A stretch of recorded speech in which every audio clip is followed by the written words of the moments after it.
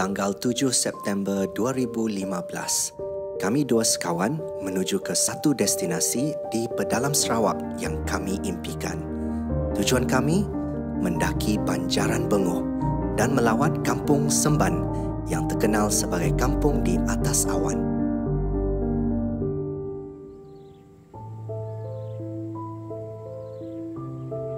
Kami dikejutkan oleh struktur gergasi ini.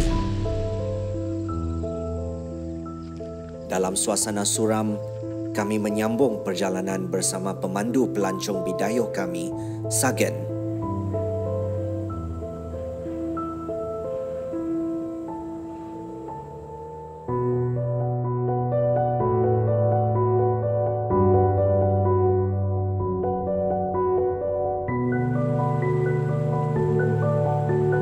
Alam semula jadi yang anda lihat ini kini sudah tiada lagi.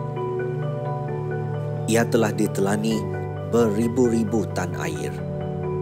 Sagen membawa kami menuju ke Kampung Semban yang masyhur dengan keunikan dan kecantikannya melalui takungan air yang kian lama kian meningkat. Sepenuhnya empangan air ini bakal membanjiri seluas 1,600 hektar atau 127 km persegi. Perlahan-lahan ia menenggelamkan 204 buah rumah yang didiami 1,500 penduduk asal yang sudah berabad berkampung di sini.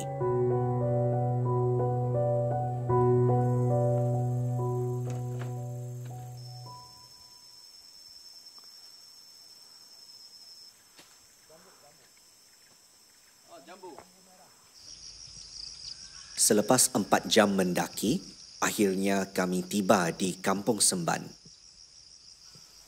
Kesunyian menyambut kami. Rupa-rupanya, penduduk Kampung Semban ini bersama penduduk-penduduk 4 buah kampung yang lain di sekeliling Bengoh telah diarah meninggalkan kawasan. Kampung Semban kini hanya dihuni sebuah keluarga sahaja. Satu orang kamu? Satu. Oh, bukan, dua. Dua? Orang lelaki ya. Oh, lelaki. Oh. Dia pergi kebun lah. Kebun tanam apa? Dada. Dada. Ya.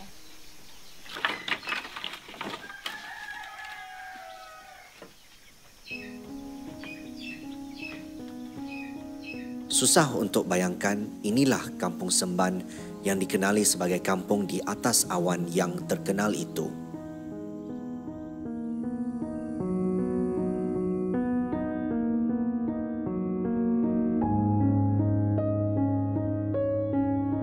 Dua tahun lepas Sagen, pemandu pelancong kami bersama penduduk-penduduk kampung yang lain telah menyetujui perjanjian pemindahan dan penempatan baru yang menjanjikan pampasan untuk tanah dan rumah mereka serta kemudahan lain oleh kerajaan. Saya sudah 2 tahun di kampung baru. Sepanjang 2 tahun itu tak pernah saya rasa kesusahan macam itu. Semasa saya sini tak ada saya susah-susah macam itu. Maksud saya susah segi wang ringgit. Selalu tidak cukup. Sini duit selalu ada lebih. Sebab sini kami banyak kebun, banyak pelancong datang sini dan perbelanjaan tidak banyak. Yang saya belanja sekarang 2 tahun sana adalah duit yang saya dapat dari sini dulu, bukan yang saya dapat sana. Sana memang kosong, 2 tahun kosong, 1 sen pun tak ada. Selepas makan malam, kami beristirahat di veranda buluh sambil menikmati keindahan langit dan bintang dan kelip-kelip.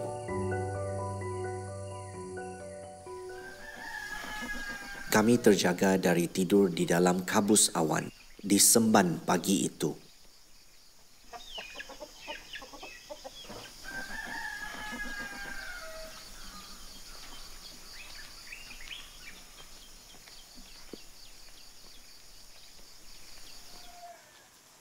Jelas kelihatan berat bagi Sagen untuk meninggalkan Semban. Mungkin beginilah Sagen setiap kali beliau harus meninggalkan kampung peninggalannya ini. Kerana ingin tahu, kami mengikut Sagen ke penempatan barunya. Perjalanan kereta dari checkpoint Empangan ke skim penempatan semula Bengoh mengambil masa sejam. Kami tiba di kawasan yang jauh dari apa-apa. Tiada pekan mahupun hutan di sini. Skim penempatan semula Bengoh dibina di atas tanah seluas 130 hektar di Penrisen. Setiap keluarga menerima sebuah rumah, tanah seluas 1.2 hektar atau 3 ekar dan sedikit kos pemindahan.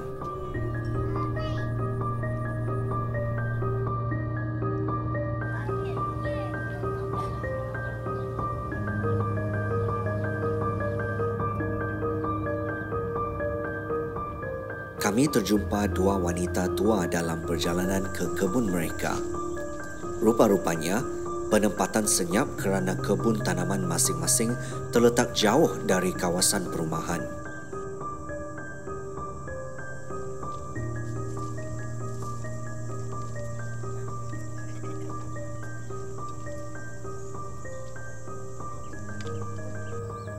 Mereka cuba menanam lada hitam dan padi di sini. Namun, hasilnya mengecewakan. Tanah di sini tidak sesuai untuk tanaman. Dalam 2 tahun sejak berpindah, pohon lada hitam cuma membesar sedikit.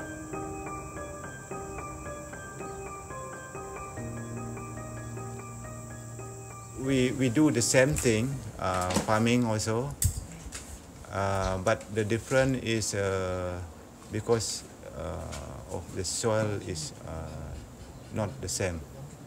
That means when we plant pepper here, is the soil is not suitable for pepper. What we have over there, we have many piece of lands. Like me, I have not less than 100 acres of land. The reason why we have to move also because we don't have school anymore. One, we don't have school, and next time maybe the government will never make a road, and we will never have electricity. How long from your village to the town? To the nearest from town? village to the nearest town is I think one full day to go down and come back again. Dua wanita tua yang kami jumpai merupakan 2 di antara 5 sahaja lagi wanita masyarakat Bidayuh ini yang masih memakai gelung gangsa tradisional unik mereka. Di Banjaran Bengoh, mereka dapat mencari rezeki tanpa lelah dari pelancong yang mengunjung. Tapi di sini, tidak lagi. Saya lupa rezekinya tak mau nyama, nama menteh tungang le penuh, tak susah ano lagi le tawik nasi kute, senang deh nale kemasi, mana ada susah, nasi nak hospital ni.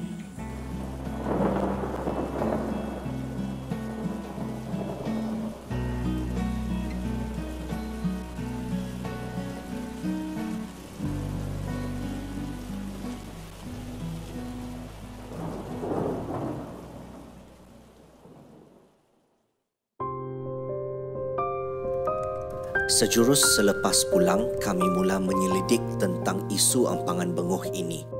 Terasa malu kami kerana langsung tidak pernah ambil peduli sebelum ini.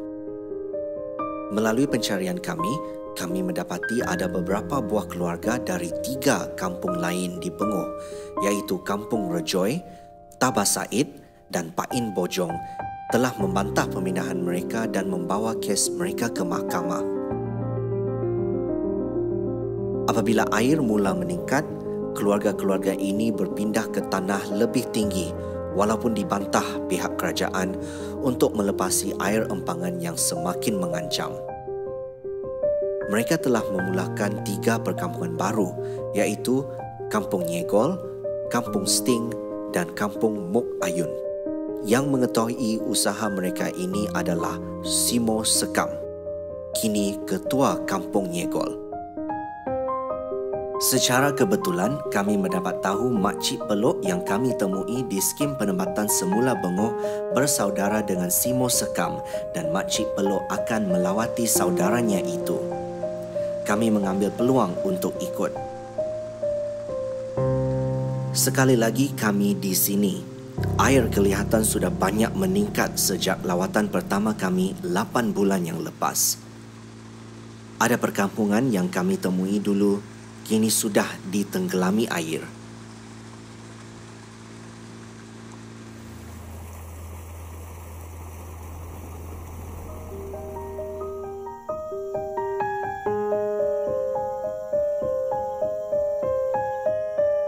Air yang lebih tinggi menjadikan masa perjalanan lebih singkat.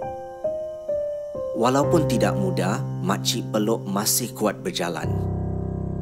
Kampung Nyegol kini terletak setengah jam masa berjalan dari aras air.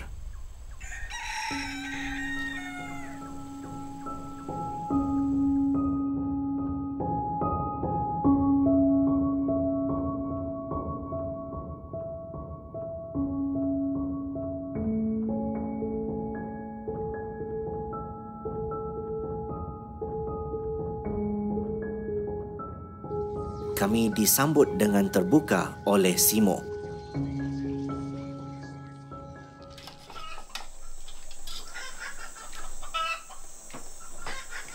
Masak nasi dalam buluh, masak sayur dalam buluh. Makcik Pelok kepenatan selepas perjalanan yang jauh dari skim penempatan semula Bengoh. Simo pastikan makan tengah hari siap untuknya apabila dia sedar dari lena. Itu telur. 42 buah keluarga dari Kampung Rejoy berpindah ke sini dan memulakan hidup baru sebagai penduduk Kampung Nyegol sewaktu penduduk Kampung Semban berpindah ke skim pemindahan semula Bengoh. Di sini, Simo cuba membina kehidupan baru untuk orang-orang kampungnya. Simo mendorong generasi baru untuk bergiat dalam ekopelancongan. Dan tidak lupa bercocok tanam dan meneruskan adat seperti sedia kala.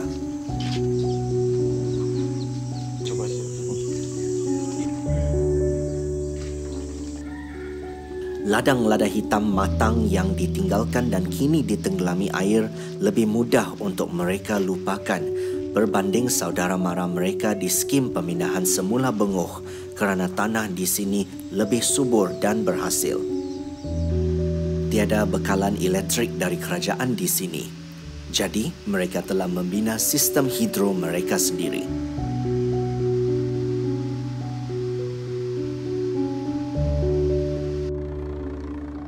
Kampung baru ini tidak mempunyai akses mudah untuk ke pusat kesihatan dan bergantung harap pada doktor kesihatan yang terbang kemari sebulan sekali.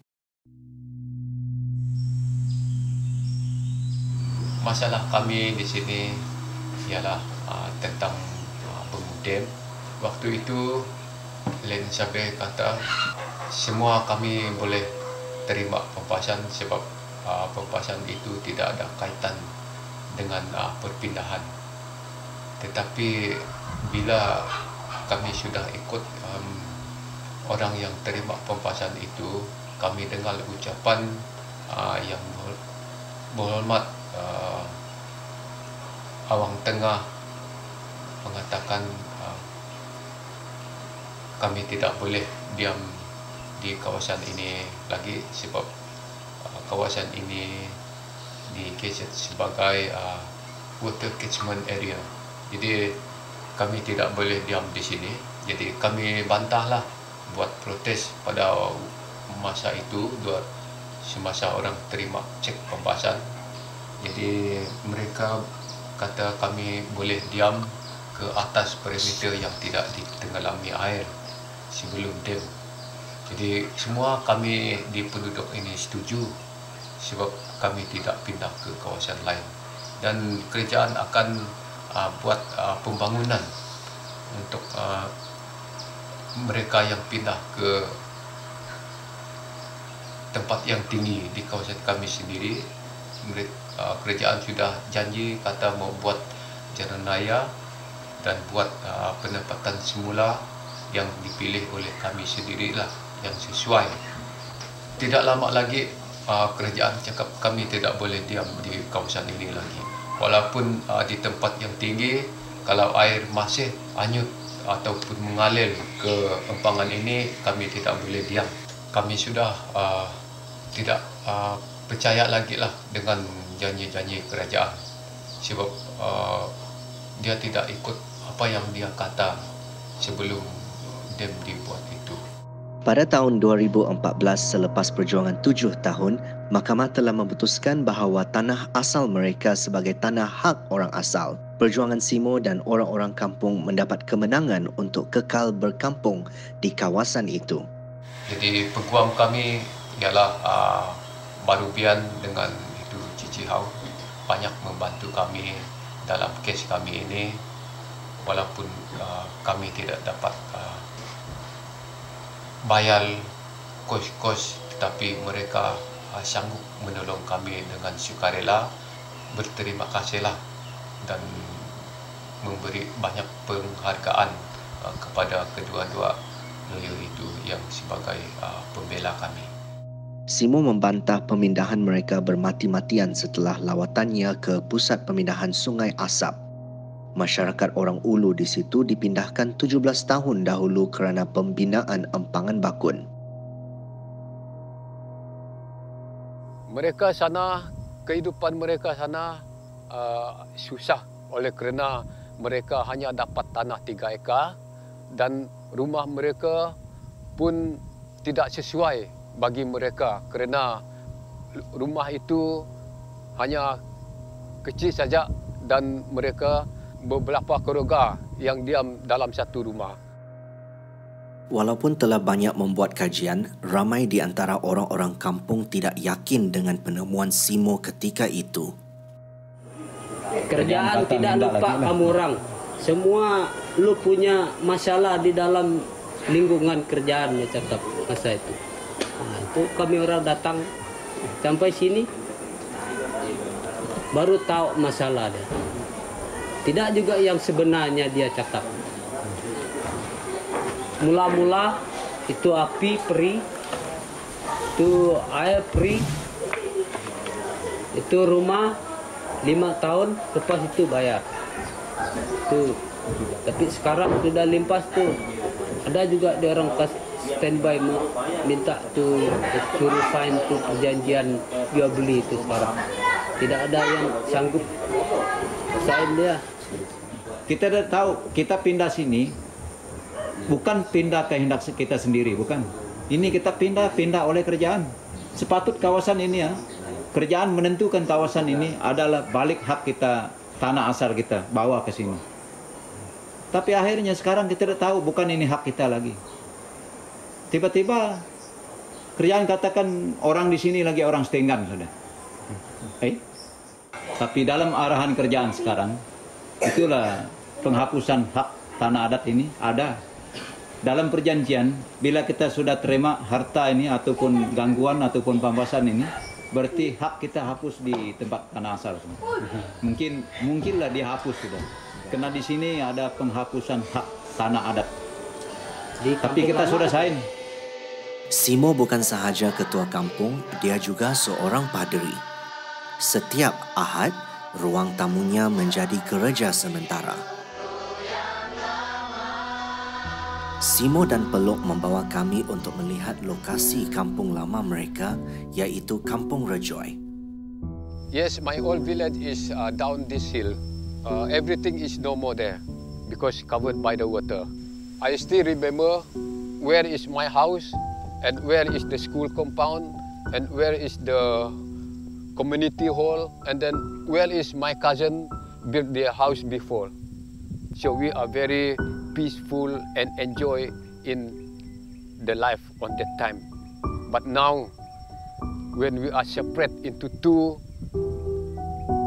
it's quite different now because we never meet with our cousin and never meet with them who are moving to Benguh resettlement scheme.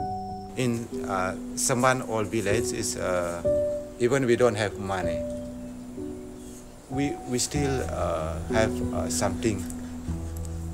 Even we don't work for 1 month, 2 months, is no problem. We still have something to eat, and we are always happy because we are what Malay said, we bebas, going for hunting, going for fishing, and going to collecting the jungle products. Environment sekarang waktu panas memang dia panas dan ikan-ikan di sungai sekarang air sudah kotor, ikan pun tidak boleh hidup sana. Dia ikan yang tidak tahu tempat jalan dia mati. Yang di ulu-ulu air yang jalan itu dia masih hidup. Pokok-pokok buah-buahan kami yang dalam kawasan empangan ini sudah ditebang juga. Sudah tenggelami kena air.